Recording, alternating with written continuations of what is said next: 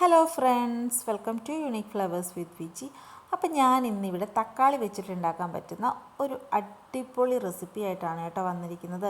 ഇത് ചപ്പാത്തിക്കും ചോറിനും ദോശയ്ക്കും ഇഡ്ഡലിക്കും ഒക്കെ അടിപൊളി ഒരു കോമ്പിനേഷനാണ്. അപ്പോൾ നമുക്കിതെങ്ങനെയാണ് ഉണ്ടാക്കുന്നതെന്ന് പെട്ടെന്നൊന്ന് നോക്കിയിട്ട് വരാവേ. അപ്പോൾ ഒരു 3 തക്കാളി ഞാൻ കഴുകി ഉണക്കി ഒരു ടിഷ്യൂ പേപ്പറിൽ തുടച്ചെടുത്തിട്ടുണ്ട്. നമുക്ക് ഈ ഒരു ഡിഷ് ഉണ്ടാക്കുമ്പോൾ തക്കാളിക്ക് വെള്ളമായി ഒന്നും പാടില്ല. അപ്പം നല്ലതുപോലെ കഴുകി തുടച്ച് വേണം എടുക്കാനായിട്ട്. തക്കാളിയുടെ ആ ഞെട്ടിൻ്റെ ഭാഗമൊക്കെ ഒന്ന് കളഞ്ഞ് ഒരു തക്കാളി 4 പീസായിട്ട് കട്ട് ചെയ്ത് ഇവിടെ എടുത്തിട്ടുണ്ട്. ഇനി ഈ തക്കാളിയൊക്കെ ഒന്ന് വേവിച്ചെടുക്കാൻ വേണ്ടിയിട്ട് ഒരു 2.5 ടീസ്പൂൺ നല്ലെണ്ണ ഒഴിച്ചിട്ട് നമുക്ക് ഈ തക്കാളിയൊക്കെ അതിനകത്തേക്ക് ഒന്ന് ഇട്ട് കൊടുക്കാം. കൂടെ തന്നെ ഒരു 3-4 അല്ലി വെളുത്തുള്ളിയും ഒരു ചെറിയ നെല്ലിക്ക വലിപ്പത്തിൽ പുളിയും കൂടി എടുക്കുന്നുണ്ട്. പുളിയുടെ കുരുവെല്ലാം കളഞ്ഞ പുളിയാണ് എടുക്കുന്നത്. ഇനി എന്നിട്ട് ഒന്ന് നന്നായിട്ടൊന്ന് ഇളക്കി കൊടുക്കാം.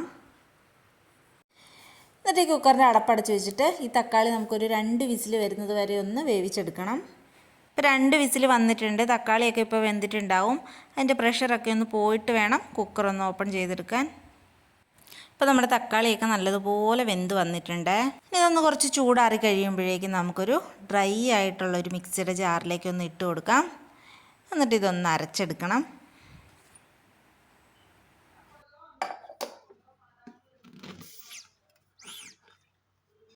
അപ്പം നമുക്ക് കുറച്ച് സാധനങ്ങളും കൂടി എണ്ണയ്ക്കകത്തൊന്ന് വാട്ടിയെടുക്കണം. അതിനായിട്ട് ഒരു ചട്ടി വെച്ച് ചൂടാകുമ്പം അതിലേക്ക് ഒരു 2.5 ടേബിൾ സ്പൂൺ നല്ലെണ്ണ ഒഴിക്കുന്നുണ്ട്. നമ്മളിത് ഫുള്ളായിട്ട് പ്രിപ്പയർ ചെയ്യുന്നത് നല്ലെണ്ണയ്ക്കകത്താണ്. അപ്പോഴാണ് അതിൻ്റെ ഒരു യഥാർത്ഥ ടേസ്റ്റ് വരത്തുള്ളൂ. ഇനി എണ്ണയൊന്ന് ചൂടായി വരുമ്പോഴേക്കും അതിലേക്ക് 1 ടീസ്പൂൺ കടലപ്പരിപ്പ് ഇട്ട് കൊടുക്കുന്നുണ്ട്. കൂടെ തന്നെ 1 ടീസ്പൂൺ ഉഴുന്നുപരിപ്പും കൂടി ഇട്ട് കൊടുക്കുന്നുണ്ട്.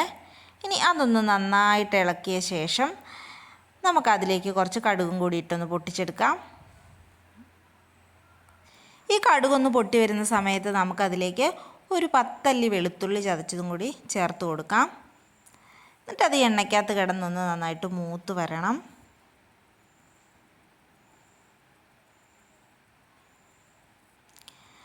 എന്നിട്ട് അതിലേക്ക് നമുക്ക് ഒരു പച്ചമുളക് വട്ടത്തിലരിഞ്ഞതാണ് ഞാൻ ചേർത്ത് കൊടുക്കുന്നത്. എന്നിട്ടിത് എണ്ണയ്ക്കകത്ത് കിടന്ന് നന്നായിട്ടൊന്ന് വഴറ്റിയെടുക്കാവേ. ഈ വെളുത്തുള്ളിയൊക്കെ മൂത്ത് വന്ന സമയത്ത് നമുക്ക് അതിലേക്ക് ഒരു 2 ടേബിൾ സ്പൂൺ കാശ്മീരി മുളക് പൊടി ചേർത്ത് കൊടുക്കാം. കൂടെ തന്നെ ഒരു 1/2 ടീസ്പൂണോളം ഉലുവ പൊടിച്ചതും ഒരു 1/4 ടീസ്പൂൺ കായപ്പൊടിയും ഒരു 1/4 ടീസ്പൂൺ മഞ്ഞൾപ്പൊടിയും ചേർത്ത് കൊടുത്തൊന്ന് ഇളക്കാം. തീ ഓഫ് ചെയ്തിട്ട് വേണം പൊടികളൊക്കെ ചേർക്കാൻ.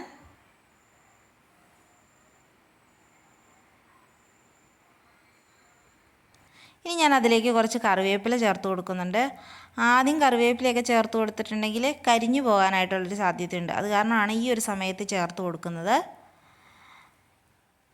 എന്നിട്ട് ഇനി നമുക്കതിലേക്ക് നമ്മുടെ തക്കാളി അരച്ച് വെച്ചത് ചേർത്ത് കൊടുക്കാം. ഈ ഒരു സമയത്ത് നമുക്ക് ഫ്ലെയിം ഓൺ ചെയ്യണേ.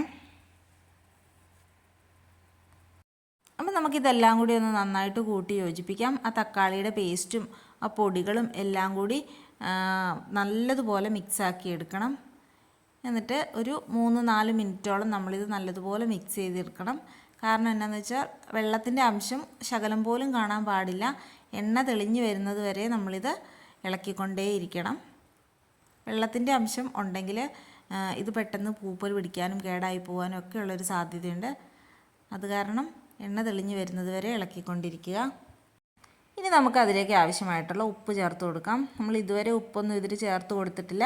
അപ്പോൾ ഈ ഒരു സമയത്ത് അതിനാവശ്യമായിട്ടുള്ള ഉപ്പ് ചേർത്തിട്ട് വീണ്ടും നല്ലതുപോലെ ഇളക്കി യോജിപ്പിക്കണം.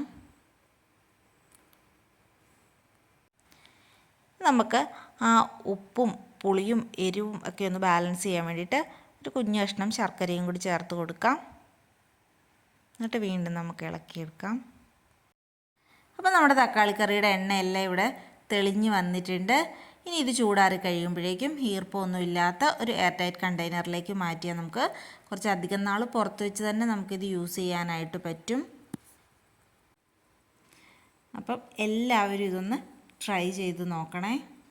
അപ്പോൾ എൻ്റെ വീഡിയോസൊക്കെ ഇഷ്ടപ്പെടുവാണെങ്കിൽ എൻ്റെ ചാനലൊന്ന് സബ്സ്ക്രൈബ് ചെയ്ത് സപ്പോർട്ട് ചെയ്യണേ. കൂടെ തന്നെ ആ ബെല്ലൈക്കണും എനേബിൾ ചെയ്ത് ഓളും കൂടി ഒന്ന് പ്രസ് ചെയ്ത് വെക്കണേ. എന്നാലേ ഞാനിടുന്ന അടുത്ത വീഡിയോസിൻ്റെ നോട്ടിഫിക്കേഷനൊക്കെ നിങ്ങൾക്ക് കിട്ടുള്ളൂ. വീണ്ടും ഒരു ഐറ്റമായിട്ട് കാണാം. ബൈ.